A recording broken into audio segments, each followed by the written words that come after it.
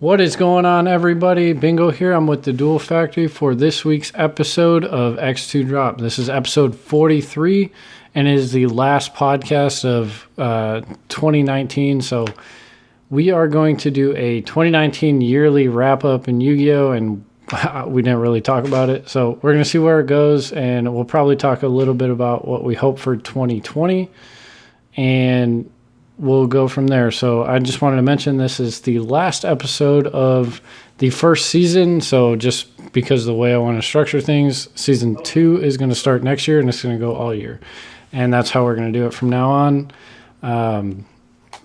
Outside of that, 2019 in Yu-Gi-Oh! Has been, it's been interesting. It's been hard to play sometimes because it just felt like it got stale. The thumbnail you can see is just a bunch of engages because I felt like that was all of 2019 is just activate engage. But, there's quite a bit to talk about. We got all the products that came out, all the bans, everything we gained and lost this year, as well as, the decks themselves. So, Joe, just quickly, your initial thoughts when thinking about 2019 compared to other years in Yu-Gi-Oh! Like, did you enjoy it? What would you like? What didn't you like? So when I think of 2019, there's like high points and low points. But what 2019 for like Yu-Gi-Oh! In general kind of showed me is how much generic support could really buff one type in Yu-Gi-Oh! Is what I think most of the time. Yeah, are you talking about darks or like you can? It's like a very broad term, stuff like that. But if you think about it, so we had the release or like the link mechanic actually became a lot more like popular in 2019 just because of the whole master rule change and all that fun stuff. And then you have generic cards like Isold, which was meant for Noble Knight, but was just a generic warrior support card. And then like all those toolbox cards went from being like mediocre to insane. Yeah, so the start of the year, I believe if my memory serves me correctly, we lost what's it called? Rongo was like the very first ban list of the year. We lost Rongo and what was it? Rank Up Magic. The Rank Up Man is Phantom Knights. Something. Yeah. So yeah, we were just coming into the year dealing with some last minute degeneracy that carried over from the year of FTKs of 2018. And after that, I felt like the format was pretty fun. The problem that I think about with 2019 is like good cards kept coming out, but they just kept buffing the best decks, right? Like we've had Thunder Dragon, Sky Striker, Orcus. Now Orcus wasn't a deck until what's it called came out. The Orchestrated Nightmare. It wasn't amazing, but outside of that, we got the Salamangreat structure deck later in the year, and it's been pretty much off and on. Those are the top contenders, regardless of what month you're looking at, right?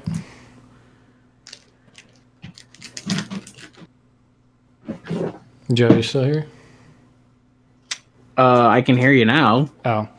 So I was just saying how basically the top decks this year have been in place basically the whole year. Because of like generic cards coming out and just basically buffing every deck, but buffing them more. So I don't know. It was a fun year. Like you said, it had its highs and lows, but having to deal with Orcus combo in general, just like pre-Mermaid ban, was really frustrating. It being shoved in every deck. Just Thunder Dragon, just being in the format. When you think about it, so like when I look at 2019 as a whole, like the two decks that were like the most prevalent, right, were Thunder and Orcus. Like those two decks were the most prevalent. They went through the most changes, right? So we had Orcus deck before Dengersu came out. We had Orcus deck with Dengersu plus Mermaid. We had it with Summon Sork and the Rank Up Magic, and then like Thunder, you had like Pure Thunder, Brilliant Fusion, you had Guard Dragon, you had now Safer at Thunder. Like you literally just watch these decks evolve the entire format, and then you just watch Sky Striker adapt to it the entire year with God knows how many hits on the ban list. And like those were like the most 3 stagnant decks the entire format. It was 4 hits on the ban list. 4 hits. Sorry, apparently someone's been keeping track. Nerd. What? Well, I mean, we had 4 ban lists this year, I believe, and it's been on every single list. But yeah, I mean, like Thunder in its purest form, like doesn't really change that much. But you get the guard dragons, you get like Levineer came out this year. Or was that last year? I think Levineer was this year. Yeah. What did it come out of? Savage Strike or Soul Fusion? Soul Fusion. I don't know. But it came out. It was extremely relevant this year, and like that card's insane. And then you get the guard dragons, and then you had the danger variant. And it's just like all of these generic cards, plus like we had Summon Sorceress at the beginning of the year, which was just insane for the best decks outside of Sky Striker. And it's been really hard to like keep playing all year. Like I definitely had some times where I didn't feel like dealing with just the same monotony over and over again, and the products were extremely lackluster. Like, let's look at all the products we had for main set booster packs. We had the Sisters of the Rose, which the best card out of that pack is Frozen Rose, which has seen no meta play. Savage Strike. I mean, you had the train cards coming out at once, so that's kind of cool for legacy decks. Yeah, no, I'm talking meta. Like, there's cool cards in there. I definitely mess around with Frozen Rose, like I was just saying, in a Lightsworn variant that was basically Brilliant Fusion or Bust. Savage Strike came out. Infinity Chasers, again, like what was in that set. Dark Neostorm. Dark Neostorm was a pretty good set. I want to say it was the best one of the year. Dark Neostorm had Cherubini, the Ghost Sisters. Had Dingirsu, Cherubini, and Orchestrated Nightmare. And then... So that set wasn't bad. Heroes Revenge, the Battles of Legend set. I mean, it was a reprint set. It didn't really affect me. That was okay. You had the Vision Heroes come out, so that was a pretty good set for that. Rising Rampage. I honestly couldn't tell you a card that came out of that set. Nothing like super impactful comes to mind other than, was Rising Rampage when the Marine Cess deck came out? Yes. Yeah, because that wasn't Chaos Impact. And then we had Fist of the Gadgets, which was cool. Again, awesome cards in there, not meta impactful. Immortal Destiny, like, what was that set even? Like, who? That set was literally gambling for evil hero cards. That's it. Nothing else came out of it. Yeah. Oh my God. Short prints. That was another thing I want to talk about. This year for short prints has been awful. But then we had Chaos Impact, which had Apollosa, right? Seifert. That's the first set that we had Prismatics. That was kind of cool. Yeah, but those are the only 2 cards that I can think of that maintain meta relevance. And then Mystic Fighters, which I honestly don't even know what that product is. But my point is, this year compared to last year, main sets has been so disappointing. I remember looking forward to sets coming out because I really wanted either a chase card, a reprint, or just an archetype. There hasn't been an archetype to get excited about like this whole year. Nothing meta defining, that's the real problem. Like the evil eye stuff was like cool, but then they short printed Surzial, so I didn't buy that. And what was it? No, Witchcrafters were not this year. They were last year. But like, what new decks have you bought this year, Joe? Like, the only thing I know that I haven't bought anything new, like new for decks and stuff like that, like I have in past years.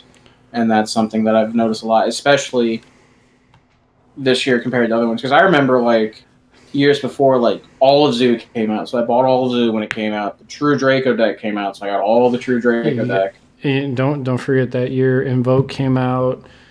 Yeah, like and you then had all that stuff coming out. and Fluffle got support that year. Like stuff that was maybe not the best, but it got you excited. Like it got you excited to play the game. Plus, we had the Link Frames Pack 1 and 2 cards coming out in 2017, or Link Frames Pack 1. I don't know why I said 2, coming out in 2017 and 2018. So you got cards like Curious and all these other like kind of archetype cards, but really by name, like Isold, the Noble Knights, like just insane cards that you could use in fun decks. And like there's just been nothing this year. It's been just straight garbage. And I really want to play something different besides Sky Striker or Salamangreat, and I just can't. Like there's nothing to play.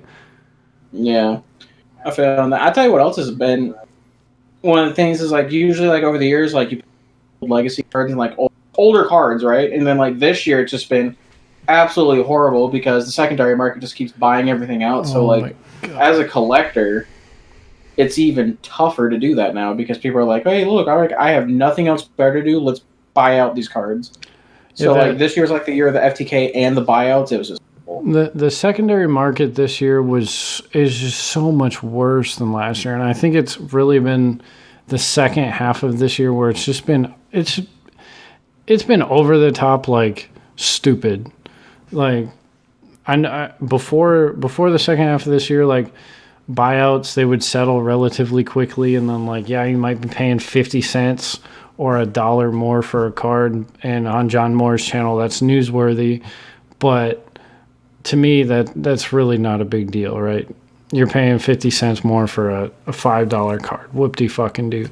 But now, like, some random ass piece of support gets announced, and they're like, let's buy out these 5 cards, and, like, it's genuinely taken a while for some of these to settle, and it's really frustrating because it makes collecting hard, which is what I do in my time when I'm not focused on the metagame, and it's like I want to play, I want to buy cards, I want to like have pretty stuff to look at, right? And it's just making it really difficult. It's just kind of crazy because like I like buying older and vintage cards and stuff like that. Like that's how my collection's been growing over the years, and then like it hasn't been too bad. Like you're always going to pay more for like better condition cards and stuff like that, but because people are getting bored and the Yu-Gi-Oh formats have been getting stale, like it's becoming more and more popular for these older cards to get bought out, and then their prices just stay high, and like that's insane. Now, I understand like as years go by, like it becomes harder and harder to find cards and stuff like that. But at this point, it's getting to the point where like cards are only like 2 or 3 years old, and they're like nice cards that have nicer rarities, and they're just becoming insane to pick up. Like for example, Ultimate Rare Mass Hero Dark Walls deck's not even tier 1. It's a rogue deck at best. And I saw, what is it, a damaged one on TCG Players going for like $85 because people got bored and bought out hero stuff. Like, come on now. That's unnecessary. And Alti Dark Laws from what, 2016 or something like that? Yeah, so the printing of it isn't even that old in Yu-Gi-Oh standards. And they're just like, hey, you want this? You can have it for this price. And I'm like, you literally just bought these out because you were bored. That's the whole reason you did that.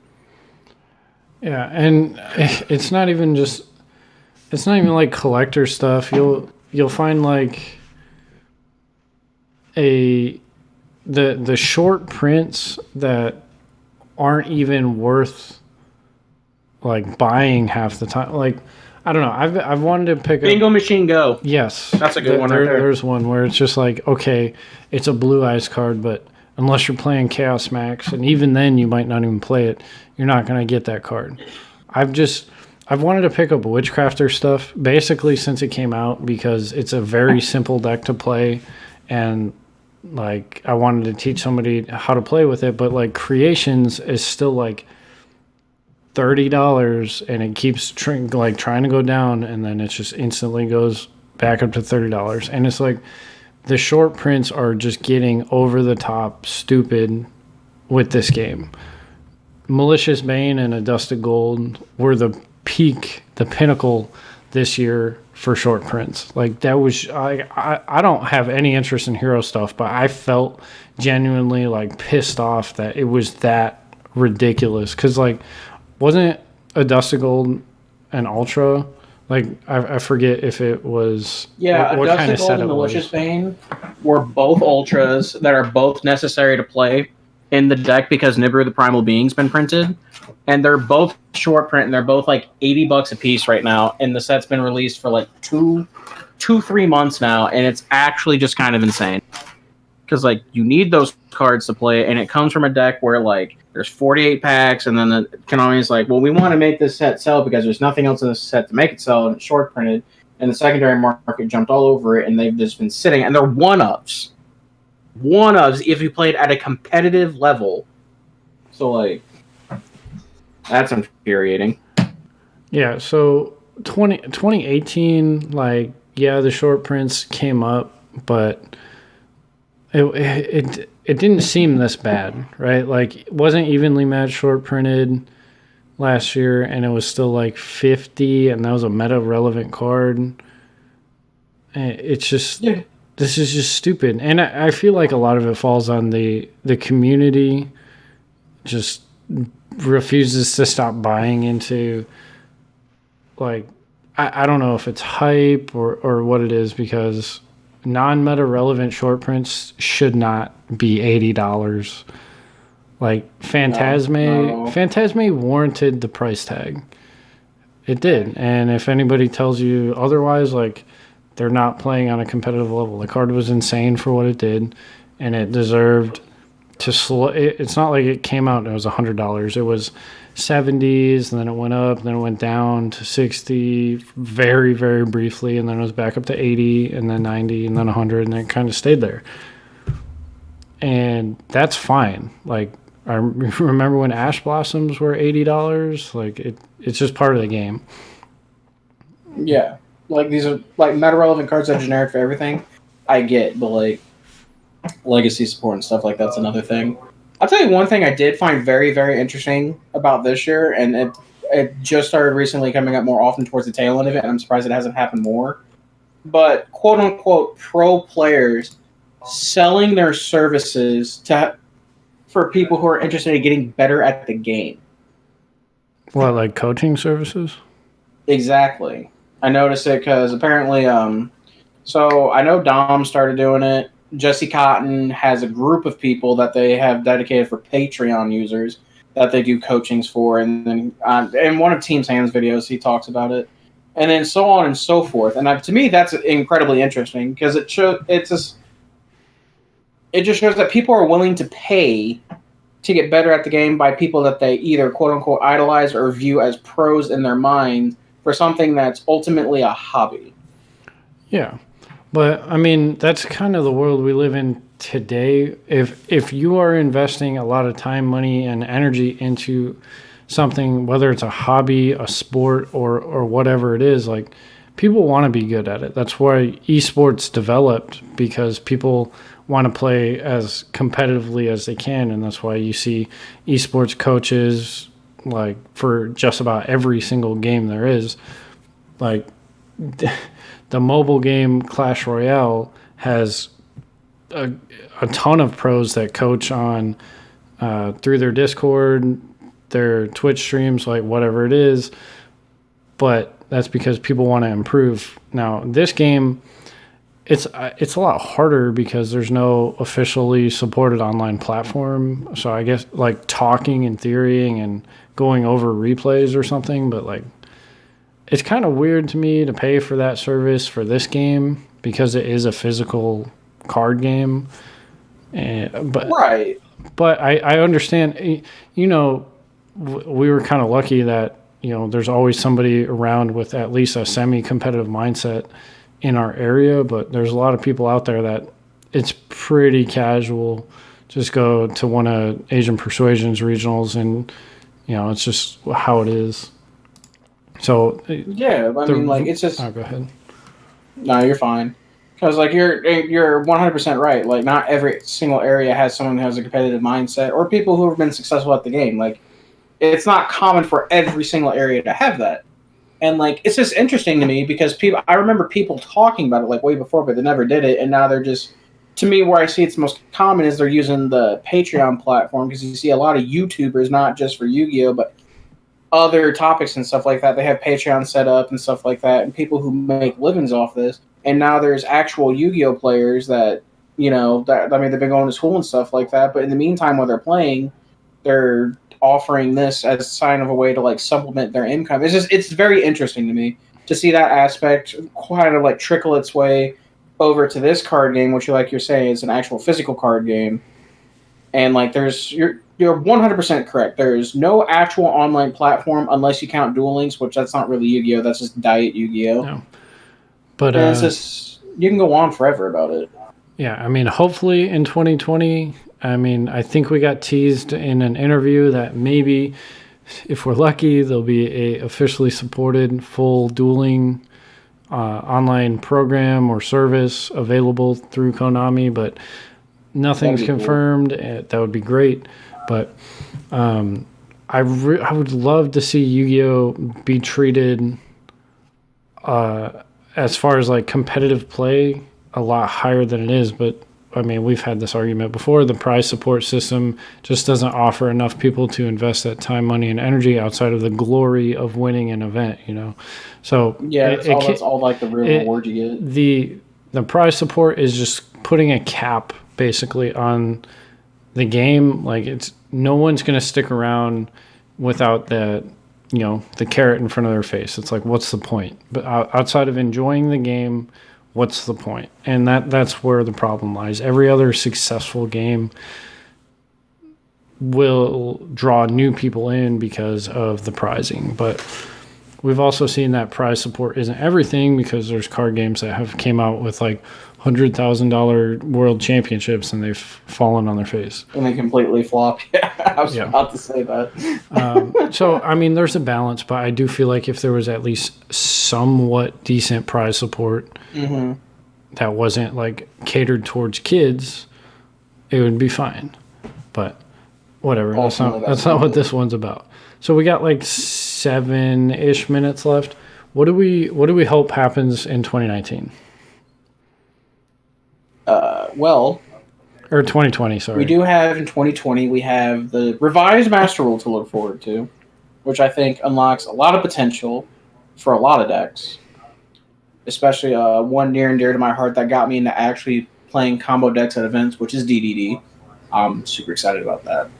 But, I mean, I'm kind of hoping with the change in the Master Rule, a ban list that might actually shake the game up a little bit and but newer decks that come out in the next sets, that Yu-Gi-Oh! Gets not as degenerate as it was in the beginning of the year where it was just FTK this, FTK that, you can't kill the yada, whatever.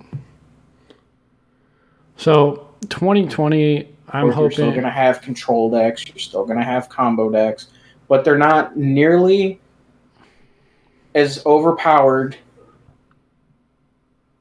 years. That's what I would like. All right. Well, 2020, I'm really hoping that we do get a officially supported online platform for full Yu-Gi-Oh! That would be amazing to be able to come home, sit down on the computer, and actually get relevant testing outside of Dueling Book, and because it's good for what it is for being a fan service, but it could be so much better. I don't really feel like sitting down and playing ranked on Dueling Book, I would like to see that.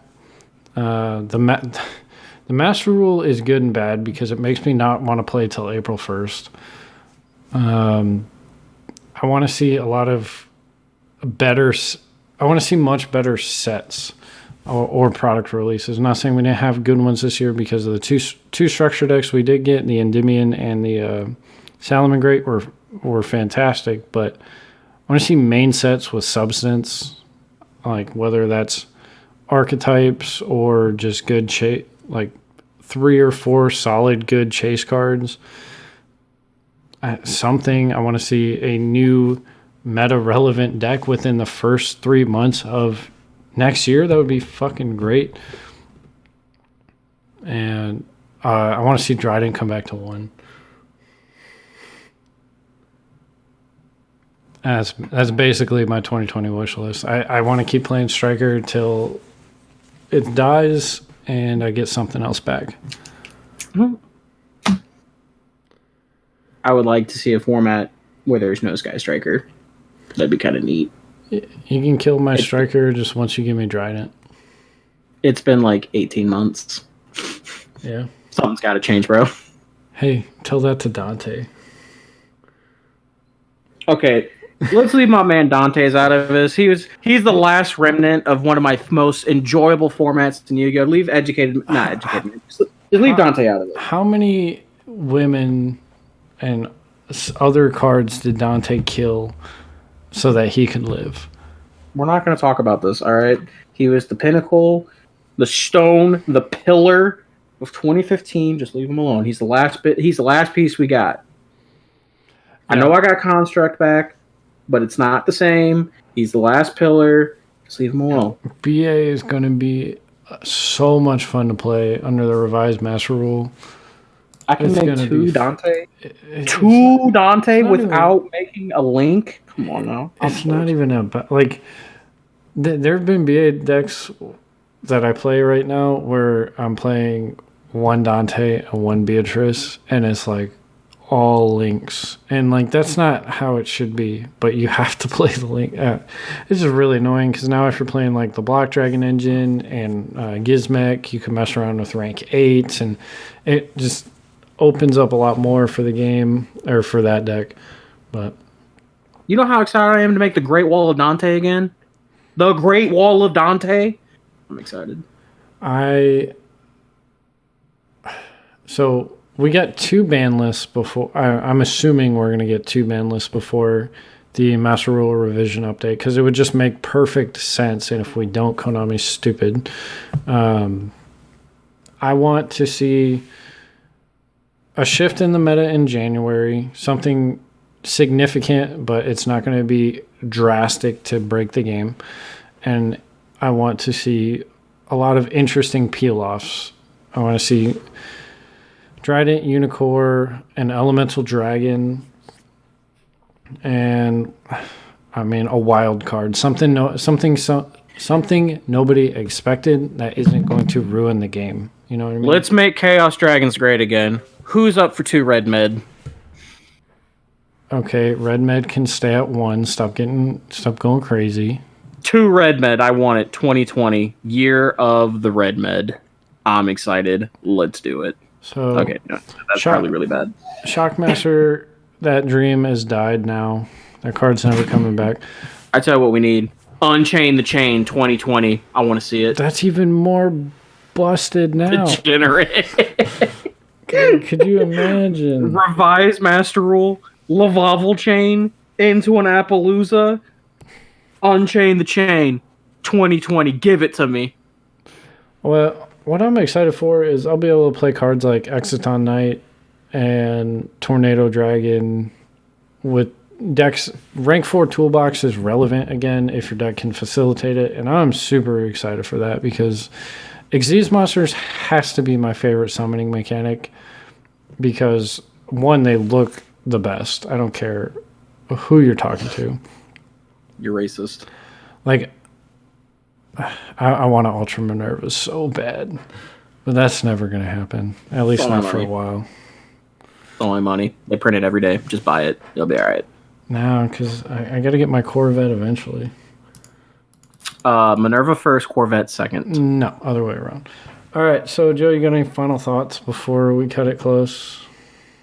I know it's not going to last, but if I can get Thunder to revise Master Rule 2020, that's going to be great. I want something interesting, something to get released off the list that spices up Yu-Gi-Oh! I want a new deck that's going to spice up Yu-Gi-Oh! I want 2020 to be the year. I don't have to say Douglas French has no sauce. Piccolo, you have no sauce. Hey. I want 2020 to make me excited to play the game again, because 2019 just kind of dragged you through the mud with monotony and boredom, and it was really hard to stay excited. Kind of felt like it was more soul sucking than anything. Yeah. No homo. Like, yeah, 2019 wasn't as bad as Goki format, but it doesn't change anything. All right, guys, but that has been... This Goki format got a chant, just putting that out there. Yeah. That has been episode 43 of X2 Drop. This is the last one of 2019. If you have enjoyed, please remember to check us out every week. We haven't talked about it yet, but I do want to consider changing the upload date to Sunday rather than Monday. But I'll talk with him about this after. And then if you have any ideas of what you want us to talk about, please let us know on one of our YouTube channels or Twitter or whatever, because we have no idea what to talk about every week because we put very little thought into this. We just have fun doing it. So I will see you guys back here next week. Peace out.